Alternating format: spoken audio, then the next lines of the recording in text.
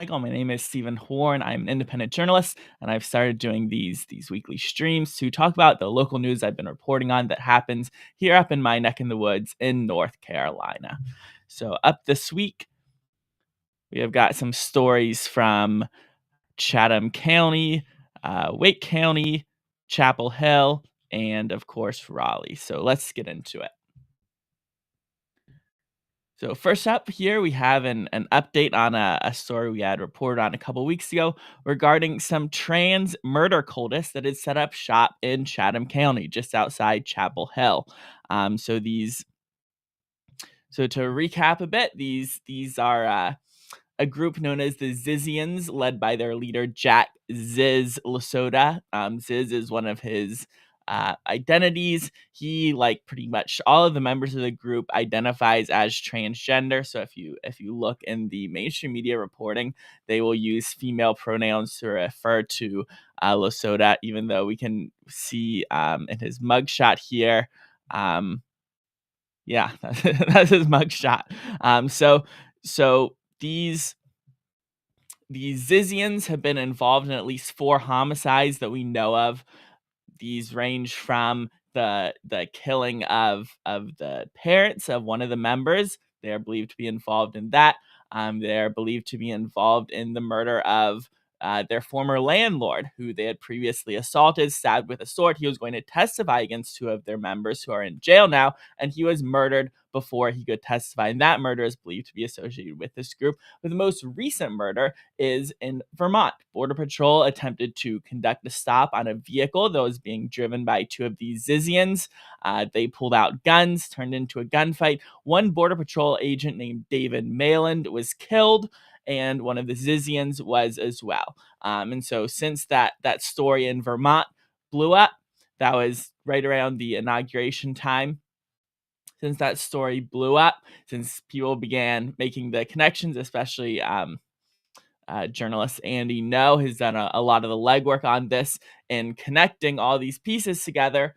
The Zizians, who had been hanging out in a neighborhood in Chatham County, they went on the run and they were just arrested in rural Maryland.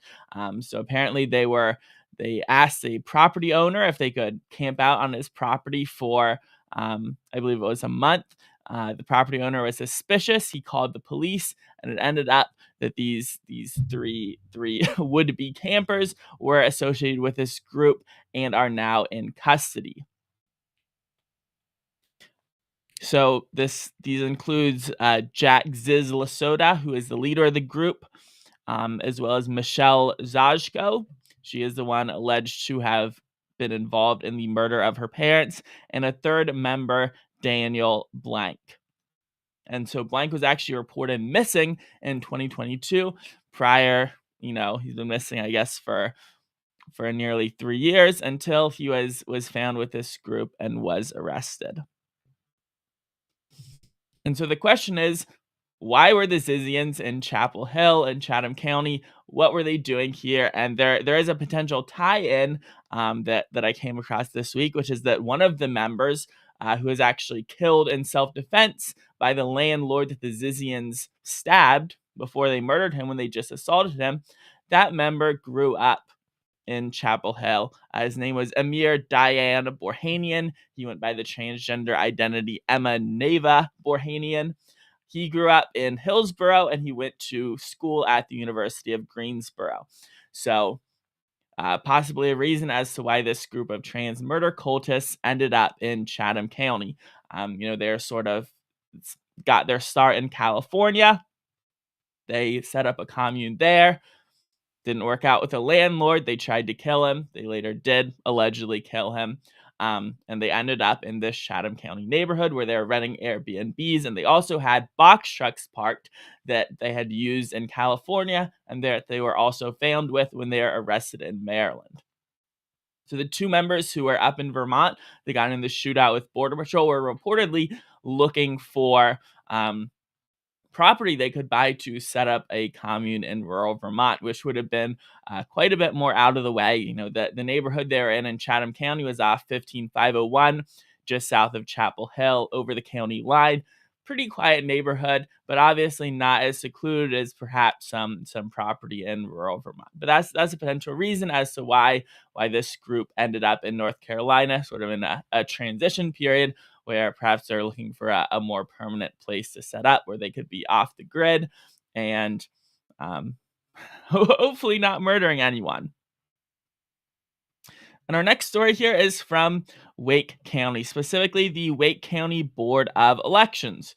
So you may recall hearing a story in the news, or you may have seen it on social media a couple weeks back, where board member Sam Hershey, a Democrat, in his comments, he made some remarks about DEI, specifically about mediocre white men, how it had been mediocre white men who had been hired on the basis of their skin color for 250 years, and that now DEI was, I guess, supposedly evening the playing field. But if you know any of the data, whether it's the admittance data for Harvard or UNC, that DEI, affirmative action, is about lowering the standards. And you can see, the test scores for Black students to get into UNC or Harvard were much lower than the test scores required of white applicants or Asian applicants who wanted to attend that same school.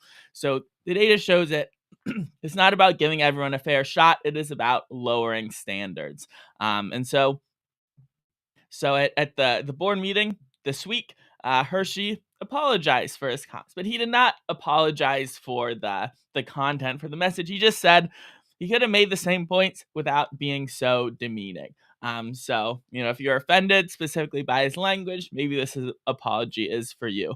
But if you still disagree with him on DEI, then I don't believe this apology indicates that he has changed his position in any way. But not to be outdone in terms of attracting national coverage to Wake County based on their liberalness, we had another board member, also a Democrat, Lynn Edmonds, gave her remarks on DEI. She basically said, in terms of the possibility that the district would lose funding for being strong supporters of DEI, she basically said, "Oh, it's Trump's fault. He's being cruel. We're the supporters of kindness, truth, and justice, pushing for DEI," and suggested that people donate to LGBTQ plus and anti-Trump organizations. She used, her public comments before the board to make those statements. And she also said that, quote, "The speed and reckless approach of the executive orders is a strategy meant to exhaust us and make us feel hopeless."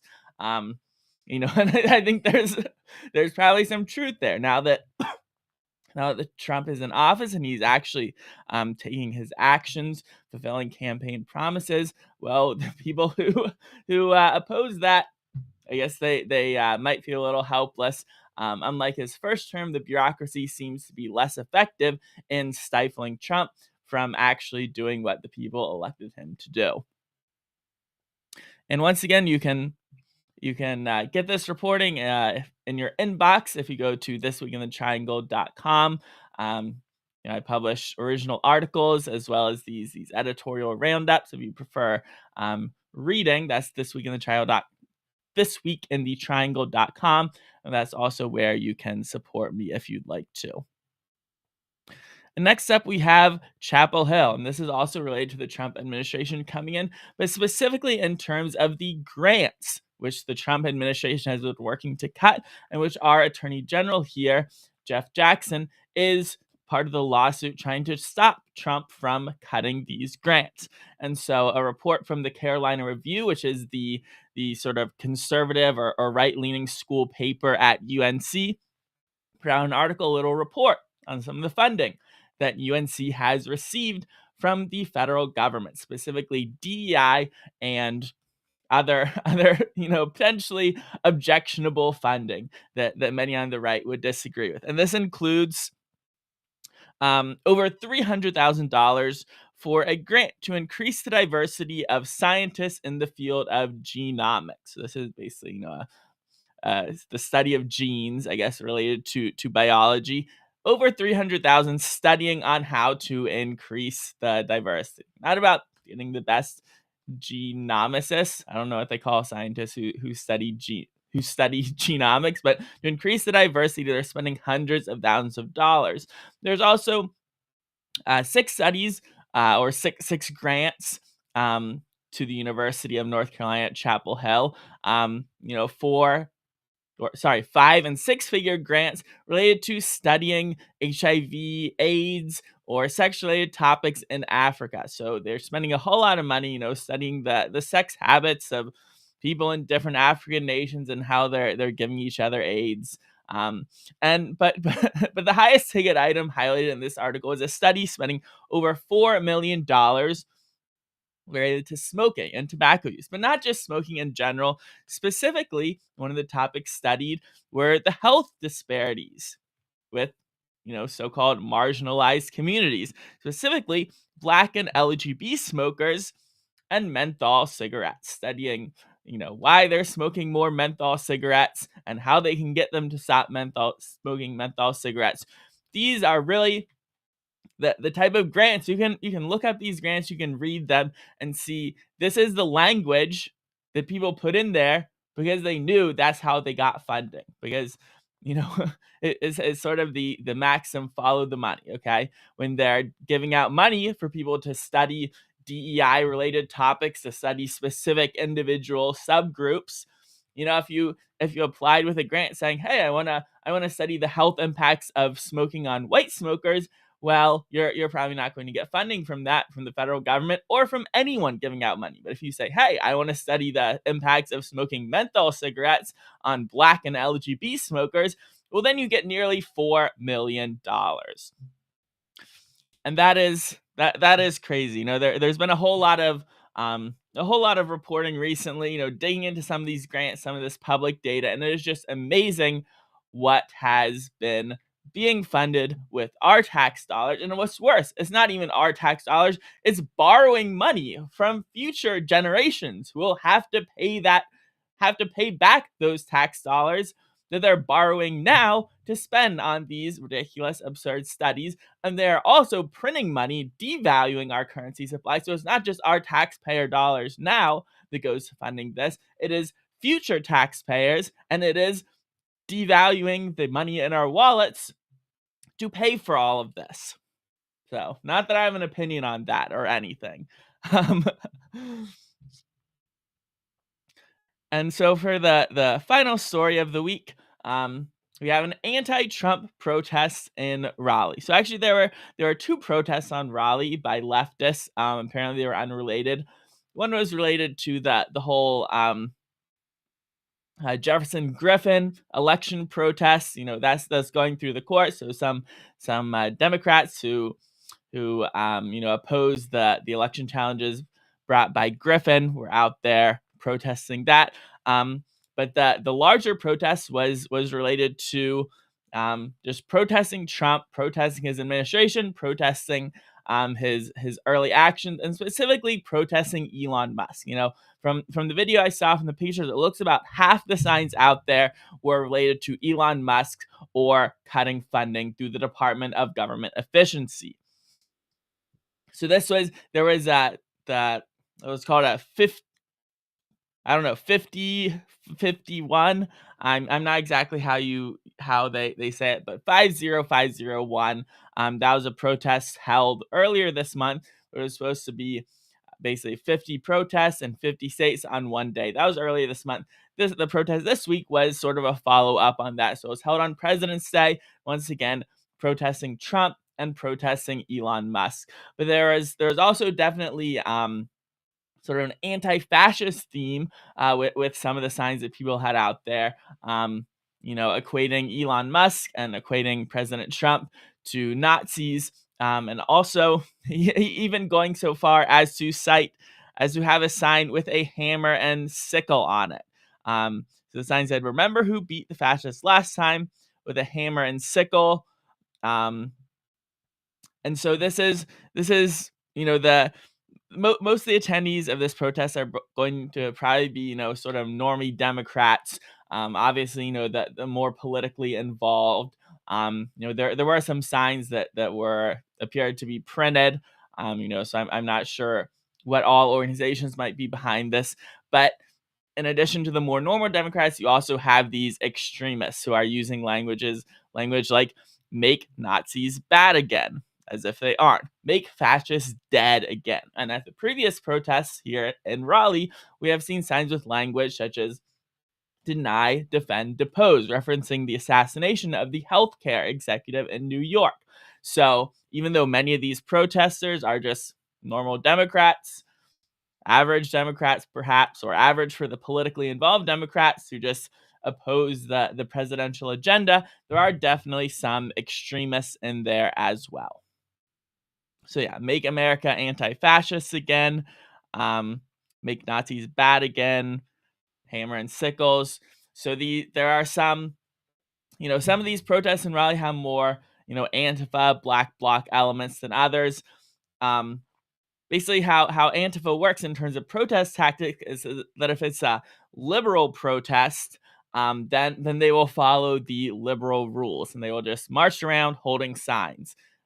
That's what they do in the daytime. But these same people, if they're Antifa, if they're holding their Antifa protests going out at night, then that's when you see the violence, the vandalism, the destruction, the general chaos and law breaking that we know to be associated with Antifa.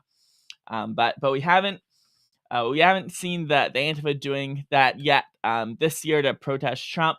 Over the past year, they've been more allied with the Palestine supporters, protesting Israel. So we did have some of that vandalism, some of that violence at the protests held at UNC over the past year. But we have not seen that here in Raleigh against Trump yet.